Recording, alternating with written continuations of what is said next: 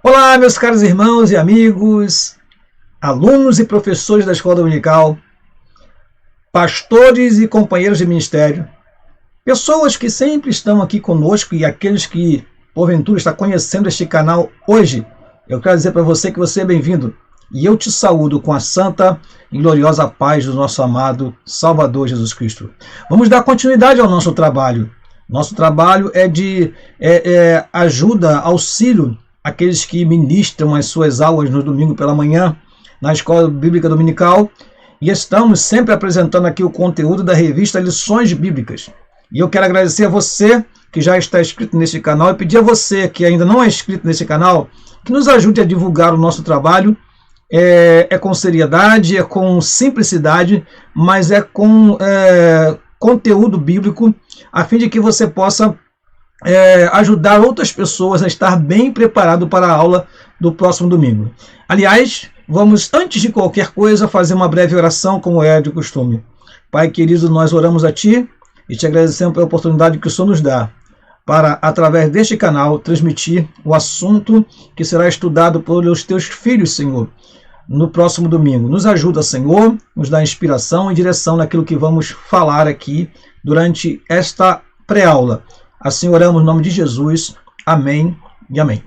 Bom, meus amados irmãos, nós estamos estudando nesse trimestre, estamos já terminando a nossa revista e estamos estudando sobre a carta aos Efésios. Lições preciosas que nós estudamos aqui desde o início deste trimestre. Eu posso recordar com você aqui quais foram os nossos assuntos. Nós falamos sobre os destinatários desta carta na primeira lição, sobre a sublimidade das bênçãos espirituais em Cristo, falamos sobre eleição e predestinação, falamos sobre a iluminação espiritual do crente, falamos sobre libertos do pecado para uma nova vida em Cristo, falamos sobre a condição dos gentios sem Deus, sobre Cristo, a nossa reconciliação com Deus, falamos sobre edificados sobre o fundamento dos apóstolos e dos profetas, depois o mistério da unidade revelado.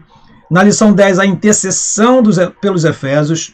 Na lição 11, estudamos os atributos da unidade da fé, humildade, mansidão e longanimidade. E hoje iremos tratar com você aqui sobre a lição de número 12, a conduta do crente em relação à família. Todas estas lições estão gravadas neste canal e você pode recordar essas lições, pesquisar, ver o conteúdo para que você possa entender de uma forma plena o que foi estudado durante esse trimestre. Estará aí disponível para você e para quem desejar, e você nos ajude a divulgar o nosso trabalho para que sejamos ainda mais incentivados a continuar realizando esta gravação e transmissão da aula. Muito bem, hoje então estamos na penúltima lição. No próximo domingo, estaremos na lição 12 e depois estaremos na lição número 13, a última lição desse trimestre, que falará sobre a batalha espiritual e as armas do crente. Mas hoje falaremos sobre a conduta do crente em relação à família. Lembra você que a carta aos Efésios é uma carta que era considerada uma carta circular, uma carta que possivelmente percorreu todas as igrejas da Ásia, daquela região que era conhecida como Ásia naquele tempo, e que trouxe para aqueles irmãos, um ensinamento a respeito das doutrinas fundamentais da salvação, como a eleição, a predestinação, que nós já estudamos aqui em outras lições. E agora, desde a semana passada, nós estamos já na parte prática desta carta. Nós estamos falando sobre os capítulo 4 até o capítulo 6. Na lição passada, foi falado sobre a sublimidade de 3 importantes qualidades para promover a unidade na igreja, que foi a humildade, a mansidão e a longanimidade. Agora vamos para uma parte bem prática e bem importante desta carta.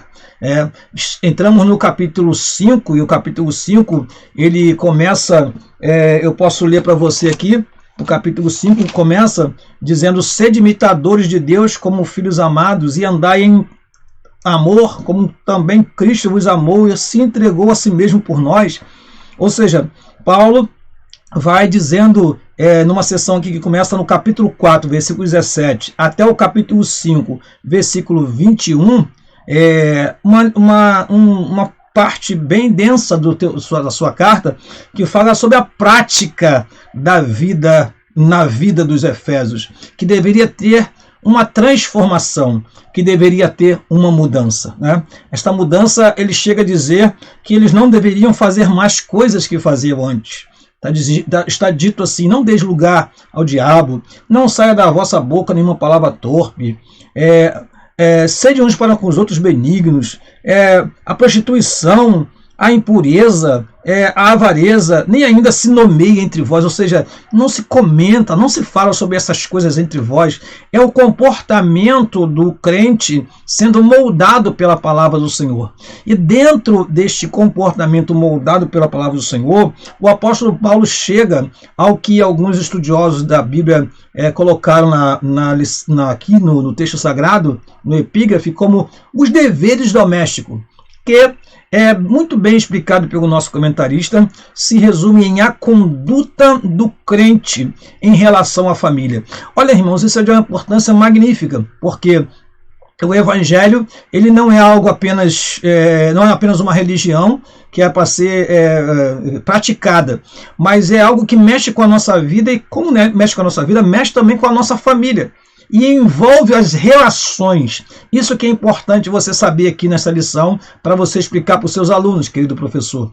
O Evangelho altera as relações. O Evangelho altera a comunicação entre as pessoas. O Evangelho altera o tratamento entre as pessoas. É o Evangelho chegando ao nível mais particular. E, falando em nível particular, vamos ver o Evangelho chegando à família. E aí temos o nosso texto áureo que já diz assim: por isso deixará o homem seu pai e a sua mãe, e se unirá à sua mulher, e serão dois numa carne. Dois numa carne. A nossa verdade prática diz o quê? Deus estabeleceu o casamento monogâmico, heterossexual e indissolúvel, isto é, a instituição da família para a glória do nome dele. Então, monogâmico, cada homem deve ter a sua mulher e cada mulher deve ter o seu marido, ou seja, há muitas espécies de relacionamentos hoje no mundo que são até considerados banais, mas não são normais, porque se nós olharmos pela Bíblia, nós vamos ver que no início não foi assim, né? Deus fez um homem e deu a este homem uma mulher. Então, monogâmico, heterossexual, ou seja, todo relacionamento que não está pautado na palavra de Deus não tem a aprovação divina. Homem e mulher se unem pelos laços do casamento, e assim há a procriação e a perpetuação da espécie humana. Indissolúvel, de maneira alguma Deus concorda com nenhuma forma de separação, de divisão, de divórcio. Não, Deus é o Deus que fez o homem para unir-se à sua mulher e eles serem fiéis até que a morte os separe. Muito bem, essa verdade prática já daria para nós fazermos aqui um comentário muito profundo, mas vamos correr porque nós temos que apresentar o conteúdo da lição por completo, né? A instituição da família. E quando a família segue o molde divino, ela glorifica a Deus em todo o tempo. Muito bem, meus amados irmãos, vamos à nossa leitura bíblica em classe, que está em Efésios capítulo 5, versículo 21 ao 33 e capítulo 6, versículo 1 a 4. Eu vou ler para você. Diz assim: sujeitai-vos, pois, uns aos outros no temor de Deus. Vós, mulheres, sujeitai-vos a vosso marido como ao Senhor. Porque o marido é a cabeça da mulher, como também Cristo é a cabeça da igreja, sendo ele próprio o Salvador do corpo. De sorte que, assim como a igreja está sujeita a Cristo, assim também as mulheres sejam em tudo sujeitas a seu marido. Vós, maridos, amai vossa mulher, como também Cristo amou a igreja e a si mesmo se entregou por ela, para a santificar, purificando-a com a lavagem da água pela palavra, para apresentar a si mesmo igreja gloriosa, sem mácula, nem ruga, nem coisa semelhante, mas santa e irrepreensível. Assim devem os maridos amar a sua própria mulher como a seu próprio corpo. Quem ama a sua mulher, ama-se a si mesmo, porque nunca ninguém aborreceu a sua própria carne, antes a alimenta e sustenta, como também o Senhor a igreja. Indo então para o versículo 30, porque somos membros do seu corpo, por isso deixará o homem seu pai e sua mãe, e se unirá à sua mulher, e serão dois numa carne. Grande é este mistério, digo, porém, a respeito de Cristo e da igreja. Assim também vós, cada um em particular, ame a sua própria mulher como a si mesmo, e a mulher reverencie o marido. Indo para o capítulo 6, versículo 1 a 4. Vós, filhos, sede obedientes a vossos pais no Senhor, porque isto é justo. Honra teu pai e a tua mãe, que é o primeiro mandamento com promessa, para que te vá bem e vivas muito tempo sobre a terra. E vós, pais, não provoqueis a ira a vossos filhos, mas criai-os na doutrina e a admoestação do Senhor. Indo então para o nosso objetivo geral, irmãos, vamos ver que o objetivo dessa lição é mostrar que o relacionamento harmonioso está incluído no projeto divino para a família cristã.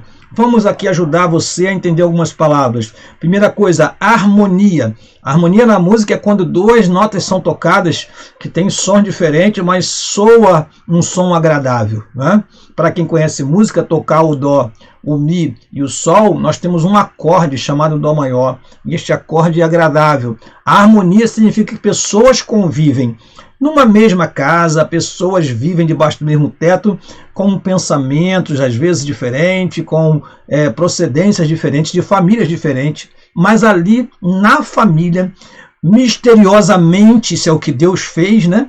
Eles se unem e se tornam uma só carne, e ali seus filhos nascem e seguem então o seu glorioso exemplo. Outra palavra que é importante destacar nesse objetivo geral é a palavra projeto. Projeto. O projeto é algo que é desenhado, que é preparado, que é instituído por Deus como um plano perfeito. O projeto divino para a família cristã é um plano perfeito. Projeto de Deus não é projeto de nenhum engenheiro que não dá para ser feito. Quem administra projetos sabe muito bem que às vezes é preciso mudar completamente o rumo daquele projeto, porque os recursos faltam, porque a logística não é perfeita, porque é preciso mudar de fornecedor, as estradas não permitem que os caminhões passem, e aí todo um projeto é readaptado para atender aquela necessidade urgente da sua conclusão. Não é assim com as coisas de Deus. Deus tem um projeto que é perfeito, desde o seu planejamento até a sua execução, até o teu término. E como o projeto de Deus que vem das mãos de Deus é um projeto que vem das mãos de um ser eterno, assim também são os seus projetos. Não mudam, são perfeitos e íntegros. Continuando aqui, então, os nossos objetivos específicos temos, primeiro, refletir sobre a conduta bíblica prescrita aos maridos. Segundo, demonstrar como a mulher casada é comparada à Igreja de Cristo. E terceiro, orientar a conduta dos pais e filhos no ambiente familiar.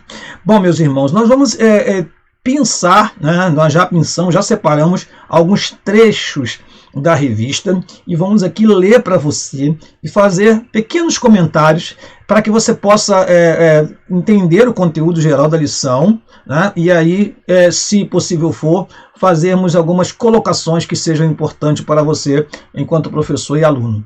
A introdução da nossa revista diz assim: na Bíblia, o relacionamento familiar é um projeto divino que pressupõe um matrimônio monogâmico, heterossexual e indissolúvel. No modelo divino, os membros da família são iguais, porém, cada um desempenha papéis diferentes. Nesta lição, veremos a conduta requerida por Deus para a família cristã. Ou seja, como ser espiritualmente falando, homem e mulher filhos, eles são iguais, né? Não há uma diferenciação em termos espirituais, não.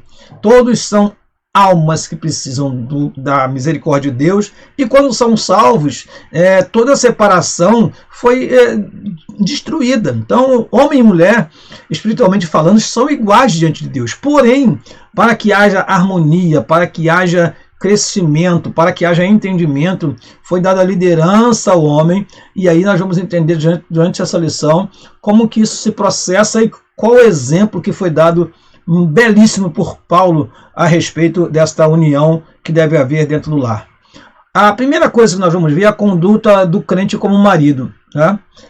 O marido tem um papel importante. O que a Bíblia diz? Vamos lá. Na Bíblia, a ordem de autoridade é observada do seguinte modo: Deus é a cabeça de Cristo, Cristo é a cabeça do homem e o homem é a cabeça da mulher. O marido deve liderar a sua casa de modo como Cristo lidera a igreja.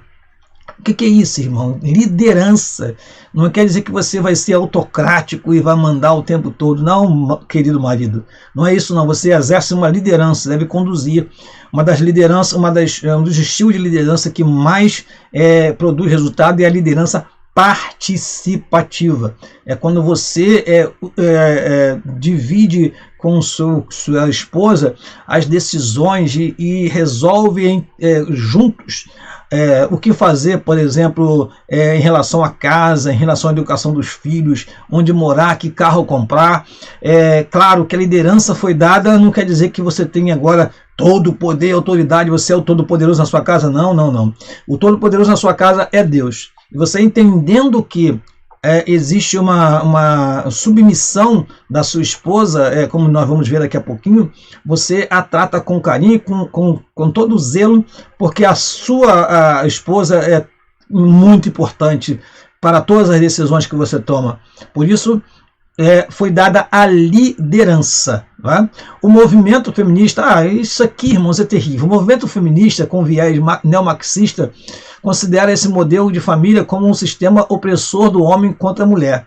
É claro, hoje, depois dos movimentos feministas que surgiram a partir de 1960, foi muito questionado o papel da mulher no relacionamento. E aí diz a nossa lição o seguinte: ao contrário desse falacioso discurso nas Escrituras, o modelo cristão está fundado no amor e no respeito mútuo. Ou seja, tomemos cuidado, irmãos, com as correntes de pensamento que estão querendo destruir o modelo perfeito que Deus fez. Né? É claro, eu sou bastante cauteloso ao falar isso, que existem momentos, né, e fases da vida que a família tem uma construção diferente. Né? Como, por exemplo, Noemi e aquelas noras, ela passou um momento ali em que eles ficaram sem, ela ficou sem o marido e sem seus filhos, e naquele momento ela viveu uma formação diferente familiar. Mas isso não quer dizer que este é o modelo que Deus deixou, principalmente para que a espécie perpetuasse, para que houvesse o equilíbrio em relação às famílias, no sentido socialmente falando. Então, o modelo divino está aí para ser seguido, a despeito de que em algum momento possa acontecer da perda de um cônjuge, dele ficar sozinho com os seus filhos, né, e criá-los até que casem. Não há nada de pecado nisso, mas o modelo divino está aí, né, para poder ser seguido e servir de padrão para todos nós. Né? Eu e você estamos debaixo desta orientação divina. A conduta do crente como marido. O marido, além de liderar, deve amar a sua esposa. Isso é maravilhoso, porque a Bíblia em nenhum momento ordena que a mulher ame o seu marido, mas sempre ordena que o esposo ame, né, a sua esposa. Diz assim o texto, nossa lição: o marido, além de liderar, deve também amar a sua esposa como Cristo amou a igreja. Isso para nós, maridos, é algo de muita responsabilidade, muito peso, porque Cristo, ele teve um amor sacrificial pela sua igreja, pela sua esposa. Né? Isso implica a prática do sacrifício, como diz as Escrituras. Cristo amou a igreja e a si mesmo se entregou por ela. É a prova maior do amor de um marido, é quando ele está disposto a entregar-se pela sua esposa, ou seja, disposto a envidar esforço para tratar, para cuidar, para zelar por aquela que Deus lhe entregou nas mãos. O amor de Cristo para com a igreja foi altruísta, incondicional. Assim a igreja foi atraída para Cristo por meio do amor. É exatamente aí que mora a submissão, né? O homem amar tanto a sua esposa que a mulher se submete pelo amor, né? Por causa do amor que lhe é devotado, a dedicação que lhe é dada, o apreço que lhe é dado durante toda a sua vida matrimonial. Assim a igreja foi atraída por meio do amor e não por ameaças ou imposição de autoridade. Isso não foi o que Cristo fez com a sua igreja. Cristo amou e se entregou e a igreja se submete a ele. Desse modo, os maridos devem também manter a união e a harmonia conjugal por meio do exercício do amor. Devemos amar nossas esposas. Cada um ame a sua esposa como Cristo amou a igreja. A conduta do crente com o marido, ainda temos o tópico número 3, o subtópico número 3, né? Que diz assim, o cuidado do marido à esposa. O marido deve dar atenção à sua mulher de modo que atenta para consigo mesmo. Assim como você atenta para consigo mesmo, você procura vestir uma roupa bonita, limpa, cuida de você, não quer o mal, o seu próprio mal, protege o seu corpo. Assim você deve proteger a sua esposa. E aí é que está como a si mesmo, né? Essa é a referência. Como a si mesmo. Essas ações de cuidado não se limitam apenas às provisões materiais, mas igualmente ao afeto, à consideração, à honra, dentre outras coisas. Tal demonstração de amor deve ser sincera. E aí o comentarista fala de dois momentos importantes. Essa demonstração deve ser em particular e deve ser em público, de modo permanente, enquanto ambos viverem.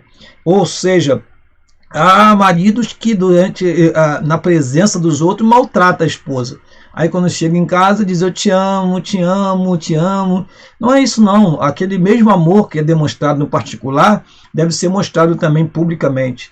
Que os homens, as mulheres, as pessoas observem você e sua esposa em todo lugar, demonstrando amor mútuo em todo o tempo. A conduta agora, número 2, né? O item número 2, a conduta da esposa. O conceito de submissão. Vamos lá. Alguns exemplos de submissão são apresentados aqui no texto, né? Das esposas com seus maridos, dos filhos para com os pais, dos servos em relação aos seus senhores. No caso das esposas, a submissão deve ser assim como a igreja está sujeita a Cristo. Ou seja, essa dependência da igreja de Cristo. Cristo é a cabeça da igreja. Então, a mulher depende, está submissa ao seu marido nesse modelo bíblico. Diz assim a palavra do Senhor. Aliás, diz assim a nossa lição. Portanto, aqui não se trata de uma sujeição irracional ao domínio de alguém. Não é quer dizer que você agora, como esposa, você vai ser escrava do seu marido. Nada disso. Né? Mas é algo voluntário da grata aceitação do amor e cuidado do marido. Ou seja, a mulher se submetendo porque é muito amada. E aí ela se submete. Esse é o conceito de submissão bíblico. É um conceito de submissão baseado no amor. Ora, se o conceito de submissão é baseado no amor, cuidado você, marido, que está me ouvindo agora, que não devota o seu inteiro amor à sua esposa, porque isso pode implicar em problemas em relação à submissão da sua esposa, porque no modelo bíblico a submissão está atrelada ao amor. A condição da mulher cristã na cultura judaica, a mulher ocupava a posição secundária e era parte da propriedade do homem. Na sociedade grega, as mulheres eram tratadas como inferiores e as esposas eram escravizadas. Ora, mas veio o Evangelho do Senhor Jesus Cristo. Né? E o Evangelho fez o quê? Enalteceu o papel e o lugar da mulher. Né? As esposas eram escravizadas, mas agora, no Evangelho de Cristo, as mulheres alçaram posição de dignidade igual aos homens. Você ler o texto sagrado, você vai ver em João no capítulo 4, versículo 9 e 10, a forma como o Senhor conversou com a mulher samaritana, e muitos se surpreenderam, né? A forma como Jesus se apresentou a uma mulher, algo assim que ressuscitou. Então, a posição da mulher foi elevada no Evangelho, de modo que agora, isso vemos na igreja também, né? As mulheres sendo usadas por Deus poderosamente em várias oportunidades de atuação na igreja do Senhor. Portanto, a mulher cristã desfruta de plena liberdade em Cristo e não está sujeita a nenhum sistema de escravidão. Ou seja, você, esposa, não se considere escrava do seu esposo, e você, marido, não escravize a sua esposa no sentido mais simples da palavra. Nós estamos vivendo um tempo de feminicídio, onde os homens, principalmente maridos, estão praticamente maltratando as mulheres e levando até a morte. É triste quando vemos a violência preponderar, porque alguns ainda acham que a mulher, além de submissa, tem que ser escrava. Não é isso que a Bíblia recomenda. Respeite a sua esposa e olhe para ela como uma alma que foi salva e lavada pelo sangue de Jesus e merece de você toda a consideração e respeito, meu querido irmão. Muito bem. A reverência devida ao marido. O amor do marido para com a esposa deve ser altruísta. Esse amor serve ao propósito divino de capacitar a esposa a ser recíproca ao marido. O homem que assim se porta coopera para que a esposa o reverencie. Essa reverência aí não quer dizer que você é o rei e ela é uma súdita dentro da sua casa. Essa reverência é algo que é resultado da atitude altruísta do marido, como já falamos aqui, não vamos repetir. Essa reverência consiste em que? Em estima e respeito para com o marido, denota o sentimento que conduz a esposa a agir de modo a agradar o seu marido. Olha, o marido que ama a sua esposa, ele recebe da sua querida esposa toda a atenção devida, até nas particularidades que não convém aqui falar, mas você sabe muito bem do que tratamos aqui. Enfim, neste momento que a união se consolida, mas que precisa ter um preparo, um diálogo, momentos de comunhão e que revelem que este amor verdadeiramente existe entre os dois. A igreja se sujeita a Cristo. Eu quero colocar isso aqui nessa observação. A sujeição da igreja a Cristo envolve o quê? Lealdade, fidelidade, devoção, sinceridade, pureza e amor. Meus queridos irmãos, que em nossos lares prepondere tudo isso aqui: a lealdade, a fidelidade, a devoção, a sinceridade, a pureza e o amor. Você que vai dar aula, preste atenção nessa parte, porque aqui você pode aprofundar a sua colocação diante da classe no que deve envolver, né, essa sujeição. A sujeição está relacionada a essa troca, um sendo leal para com o outro, um sendo fiel para com o outro, um devotando a sua vida, o seu tempo para um ao outro, sendo sincero um ao outro, sendo puro e amando acima de tudo. A conduta agora do crente como filho. Vamos para a terceira e última parte da lição. Qual é a responsabilidade dos pais diante de um filho que nasce, né? A responsabilidade, os pais devem criar seus filhos como? Na doutrina e administração do Senhor. É responsabilidade dos pais doutrinar os seus filhos. A palavra doutrina significa aí disciplina. Ou seja, mostrar o caminho. Existem duas formas simples de você aprender. Ou você aprende sendo instruído e aí aprende a fazer o certo e evitar o errado, ou você aprende com as experiências da vida, levando tombos, e aí você vai na tentativa e erro, tentando acertar. Eu pergunto a você, meu querido irmão, como você quer que o seu filho progrida na sua vida? Você quer que ele fique tentando acertar? Ou você vai dizer para ele o caminho a seguir e vai assim poupá-lo de traumas, poupá-lo de pecados, poupá-lo de desvios? Então, tome a iniciativa e doutrine a sua casa. Instrua, corrija, faz parte da doutrina, a correção. O nosso grande sábio Salomão fala das repreensões da correção. A correção e as repreensões. Às vezes nós precisamos apenas corrigir. Uma coisa que está errada, nós corrigimos. Mas às vezes nós precisamos repreender. Repreender significa advertir severamente. E às vezes pais hoje não querem mais advertir seus filhos. Mas precisamos adverti-los, repreendê-los quando errar e corrigir, mostrar o certo, como um professor que corrige uma prova e mostra onde foi o erro. Assim devemos instruir nossos filhos. Admoestação quer dizer instrução ou advertência que faculta a distinção entre o mal e o bem. Ou seja, admoestar é aquela correção moderada, é aquela maneira de você sentar com seu filho, conversar com ele, dizer que aquilo que ele está fazendo e aquilo que ele está praticando não agrada ao Senhor e vai ser prejudicial para a sua vida. Diz mais a revista: por outro lado, os pais não devem abusar da autoridade recebida. Preste atenção nisso, não vamos usar da violência porque somos os pais, os progenitores, pois eles devem educar com brandura e amor, sem rigor excessivo ou imposições injustas, a fim de não incitar a ira dos seus filhos. Existem muitos pais que não sabem corrigir seus filhos, infelizmente, e os partem para a violência e aí deixam traumas na vida dessa criança, às vezes marcas no seu corpo. Isso incita a ira, leva seus filhos ao desvio da fé, a saírem da igreja, a terem ira concernente às coisas de Deus, porque infelizmente não foram bem instruídos, ou seja, os pais não foram instruídos e não souberam instruir seus filhos e corrigi-los da maneira como a Bíblia apresenta. Muito bem, a conduta requerida dos filhos. O que se espera dos filhos? O dever dos filhos é apresentado de forma objetiva pelo apóstolo. Vós, filhos, sede obedientes a vossos pais. E acabou.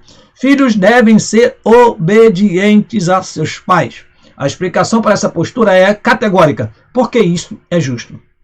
Eu acho que é algo muito forte, principalmente em relação à mãe. A mãe que gera uma criança. Essa criança se forma no seu ventre, essa criança é alimentada no seu ventre, essa criança cresce no seu ventre e em um dado momento ela vem à luz, ou ela nasce. E passa-se os anos e chega aos 15, às vezes até antes, o filho se rebela como se fosse alguém que não veio do ventre da sua própria mãe, né? E acha que é independente, torna-se autoritário. Alguns até matam seus pais. Olha, isso não é justo, realmente. Obedecer aos pais é justo. Ele segue a ordem natural, diz assim, divinamente estabelecida, pois Deus deseja que os filhos confiem na sabedoria dos pais. Para ratificar este ensino, o apóstolo cita o 5º mandamento: honra o teu pai e a tua mãe. Então, honrar o pai e a mãe, eu vejo algo muito além da obediência, né? Honrar o pai e a mãe é que o seu pai e a mãe sintam-se honrado naquilo que você faz, no seu procedimento. Porque quando olharem para você como filho, vão dizer assim: esse é filho do pastor Daniel. E aí o pai é honrado de acordo com a conduta que um filho tem. Ou o pai é desonrado de acordo com a conduta. O pai e a mãe são desonrados de acordo com a conduta que um filho tem. Continuando aqui, indo para o final já da nossa lição, o mandamento com promessa. Aos filhos que obedecem e honram seus pais, uma promessa dupla lhes é assegurada. Olha o que diz a palavra do Senhor: para que te vá bem e vivas muito tempo sobre a terra. Essas bênçãos incluem prosperidade exterior e vida longa. Significa que ao obedecerem e honrarem a seus pais, os filhos submetem-se ao arbítrio de Deus que, segundo o beneplácito da sua vontade, os recompensam com benesses especiais. Isso é claro, nós olharmos em toda a nossa vida cristã, se você não vai ter dificuldade de observar ao seu redor um filho obediente, que ele vai bem, né, em que sua vida é próspera, abençoada. Não estou falando apenas de prosperidade material, não. Estou falando de prosperidade também espiritual.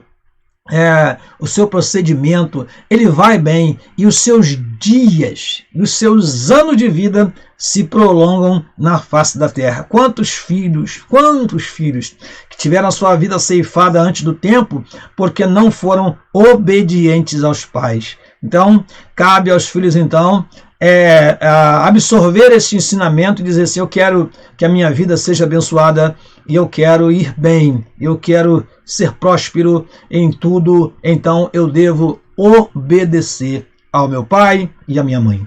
Concluindo então, irmãos, a nossa pré-aula, né, que é um preparativo para a aula de domingo, e você fique bem à vontade para aproveitar bem o que nós falamos aqui e desenvolver ainda mais se for necessário, e eu acredito que seja, porque cada aula, no momento ali da discussão, você pode desviar ou não desviar, mas focalizar um assunto da lição e explorá-lo com mais profundidade. Diz assim a nossa conclusão: no modelo divino, todos os membros da família cumprem deveres específicos. O marido tem o dever de liderar e amar sua esposa. A esposa o dever de submeter-se e respeitar a liderança do seu marido. Aos pais, o dever de educar seus filhos segundo as Escrituras. Aos filhos, o dever de obedecer e honrar seus pais. Assim, o amor, o respeito mútuo e a prosperidade fazem parte da família que se porta conforme Deus planejou. Que maravilha, né? Nós encerramos aqui a nossa lição, nossa pré-aula, e avisamos a você que na próxima aula estaremos estudando sobre a batalha espiritual e as armas do crente, a última lição deste trimestre, que foi marcada por muitas coisas, né, que impactaram a escola dominical, toda esta dificuldade de congregarmos, de estarmos juntos na EBD, em nossa igreja, para aprender a palavra do Senhor, mas estamos encerrando, esperando que no próximo domingo estudemos essa lição, né, domingo que vem, a lição 13, e depois entraremos na nova lição, e eu quero estar aqui com você para poder dar prosseguimento a este auxílio na Escola Bíblica Dominical. Eu me despeço de você pedindo mais uma vez que você nos ajude a divulgar o nosso canal, que você compartilhe com seus irmãos, você, professor, compartilhe com os alunos da sua classe este simples resumo, e que você possa, no próximo domingo, professor, desenvolver muito bem a sua aula em classe. Aqui se despede o seu amigo, o pastor Daniel Rosa Dutra, com muito carinho e amor. Estamos aqui para atender a você. Todos que me conhecem sabem da nossa vida simples que temos no Evangelho, e da nossa conduta, nossa estrada está bem visível a todos que nos conhecem, mas nós estamos investindo neste momento em produzir estudos para a escola dominical e queremos avançar ainda mais. Mas dependemos também de você que está inscrito nesse canal e de você que está chegando hoje. Esteja conosco sempre aqui divulgando o nosso trabalho. Eu quero agradecer a Deus por essa oportunidade e que a paz do Senhor Jesus Cristo esteja com você, com a sua família e com os seus filhos, se você os tem. Alguns ainda não foram abençoados com filhos na sua família, isso também pode acontecer, né? Mas você que vive o Evangelho e sabe que as dificuldades que nós estamos vivendo nos nossos dias em relação à família, tantos ensinamentos contrários ao ensinamento sagrado, que querem destruir a família cristã principalmente. Então eu quero pedir a Deus, eu estou pedindo a Deus desde já, nesse momento, que te ajude a sustentar a sua família na presença do Senhor, e que você possa, meu querido irmão, triunfar, que você veja seus filhos se casando no Senhor, que você veja suas filhas casando-se no Senhor, que você veja concluída todos os projetos segundo a soberana vontade de Deus. Deus abençoe a você, receba o nosso abraço e não se esqueça, precisamos de você para divulgar o nosso trabalho. Que o Senhor te abençoe em nome de Jesus. Amém e amém.